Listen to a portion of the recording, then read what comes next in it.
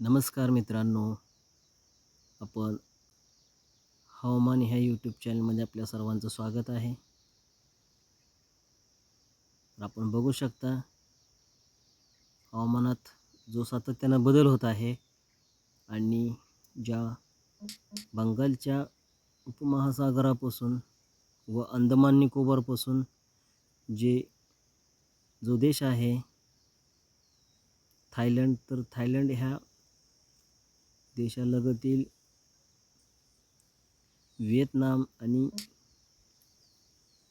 Cambodia हे जे छोटे देश आहेत, या देशांमध्ये सुद्धा जे चक्रीवादळाचं क्षेत्र आहे त्याचा जो परिणाम आहे तो आपल्याला पाहायला मिळत आहे. आणि त्या भागामध्ये अतिशय विजांच्या कडकडाटासह वादळी वाऱ्याचा व मुसळधार पावसाचा जो हवामान विभागाने अंदाज वर्तविलेला होता तो आपल्याला पाहायला मिळत आहे.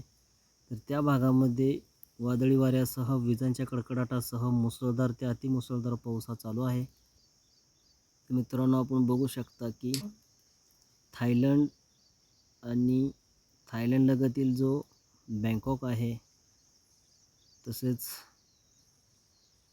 ज्या समुद्रकिनारी सुरत थायनी हा जो प्रदेश आहे, ह्या भागामध्ये सुद्धा आपण बघू शकता की विजांच्या कडकडाटासह अतिमुसळधार पाऊस हा तिथे आपल्याला पडताना पाहायला मिळत आहे. तर आपण कंबोडिया जो हा देश आहे, तर त्या देशामध्ये सुद्धा आपण बघू शकता की फोनोम पेन हा हे जो मोठे शहर आहे, तर त्या भागामध्ये सुद्धा विजांच्या कडकडाटासह मुसळधार ते अतिमुसळधार पाऊस हा ह्या क्षेत्रामध्ये आपल्याला पडताना पाहायला मिळत आहे.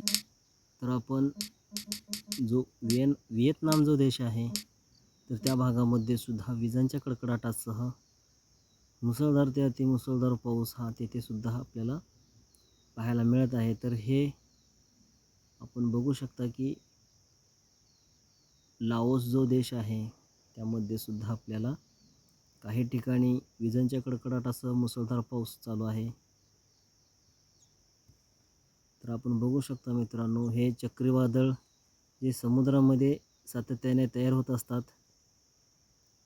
त्याचाच परिणाम समुद्रालगतील शहरांना आणि देशांना होत असतो आणि तिथे जोरदार वादळी वाऱ्यासह मुसळधार पाऊस चालू आहे.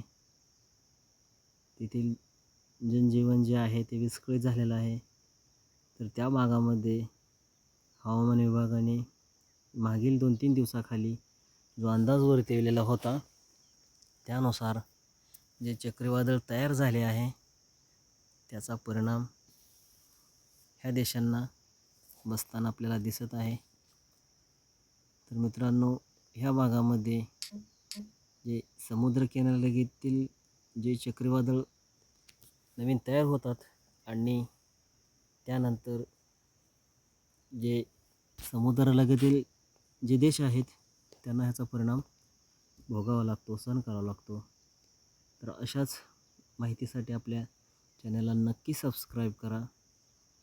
तर धन्यवाद मित्रांनो, आपला दिवस शुभ असो.